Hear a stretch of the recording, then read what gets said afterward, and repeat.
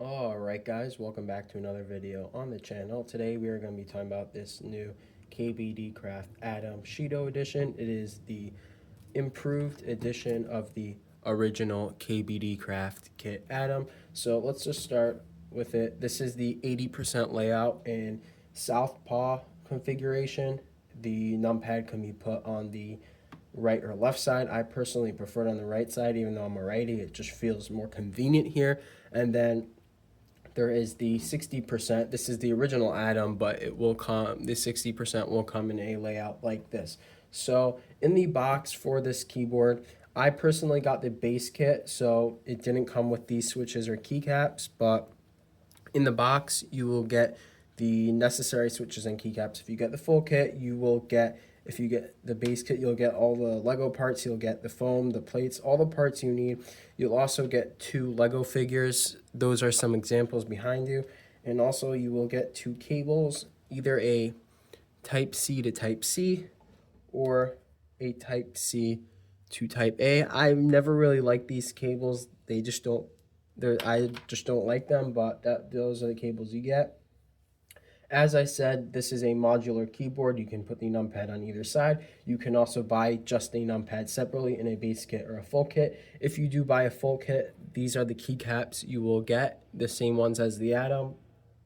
This keyboard does come in a non-C like I'm using right now, but it also comes in a ISO layout. So the new KBDcraft Shido edition has a new structure. It is taller on the side, so the Atom X doesn't have the like kind of smooth corners. It's more sharp, but this makes this keyboard way more compact with thinner bezels. As you can see with the original Atom, it's a bit, the Atom X is a bit taller. I'll try to put them side by side so you can see. So the I have feet on here, by the way. So, but if you can look at the bottom, you can see the Atom X is slightly taller and thicker. The Atom X and the Atom SE, which is the 60% version, the original is 17.2 millimeters high, and now this one is 20.4. This might actually be too high for some people. Personally, for me, I don't really care. I use a wrist rest. Also, as you can see, there are wrist rest holes right here. So the main differences between this and the OG Atom is really just a better structure. It does still flex, but it's built way better. The pieces don't like randomly fall apart, and it'll be easier for them in the future to make something like a TKL or full-size keyboard. It's just overall a better structure. Other than that, there aren't many changes. This keyboard and the base and the full kit will come with different switches than the original Atom did, and then this keyboard is with a palm plate and gasket mounted. So in terms of moddability, you can easily open it up and put in the case. The original Atom, I would say, is a little easier to take apart, but both of these keyboards, you can put a tape modded foam on if you want, or some other stuff.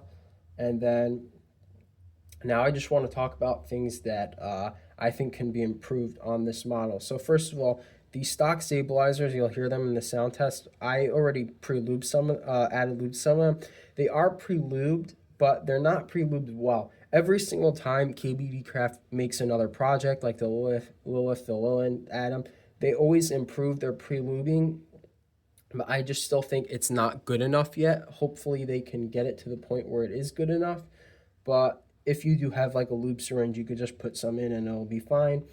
Also, I think there needs to be a better way to secure the numpad side to the case. It's only on the top and bottom, and when you're pressing these keys, it sometimes pushes down a little bit. So if they have like some clip or something they could put in to secure it a little better, that'd be nice. And the final thing I think they could improve on this board is come with 4 extra 2x1 pieces. So if you don't want to use the wrist rest, you don't have these holes. I feel like some people won't like that. So if you can replace these pieces, I think that would be nice. In terms of software, so it's Vile software. I think the software is fine. You can see well, it's not plugged in. I'll plug in so you can see the RGB I have on right now. Ignore those Lego pieces that just fell. But you can see There is RGB, you can customize it. You can also make macros in the software and remap stuff. In terms of the sound profile of this keyboard, every single KBDcraft keyboard has a slightly different sound profile. I still personally think the Atom with the original switches sounds the best.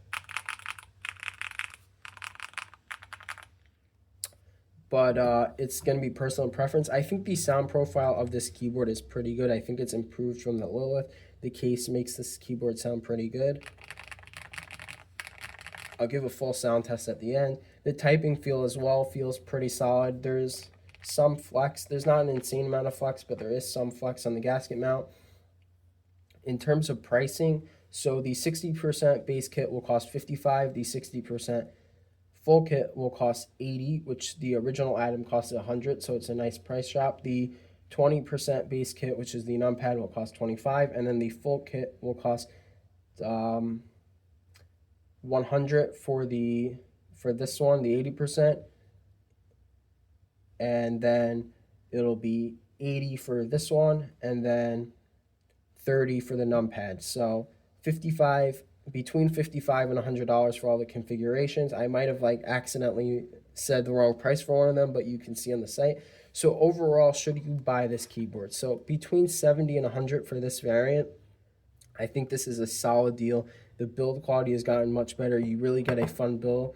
It sounds pretty good. I mean, it's really up to you if you like Lego, but if you want a mechanical keyboard and you have fun with a Lego and you don't need function keys, this is a fun project to do, and I just love every product this company makes, and I can easily recommend this. It's a great product. Also to note, I forgot, one thing they did improve from the Atom and both the Lilith is when you assemble the board, sometimes the backspace won't work and you'll have to reassemble it 100 times to get the backspace to work. That is no longer an issue on this model. So I literally had no issues assembling this. It was great. So yeah, really improved. I would 100% recommend this product. I will always be a KBDcraft glazer, but I really think this is a good product, and I'll give you a sound test and see you in the next one.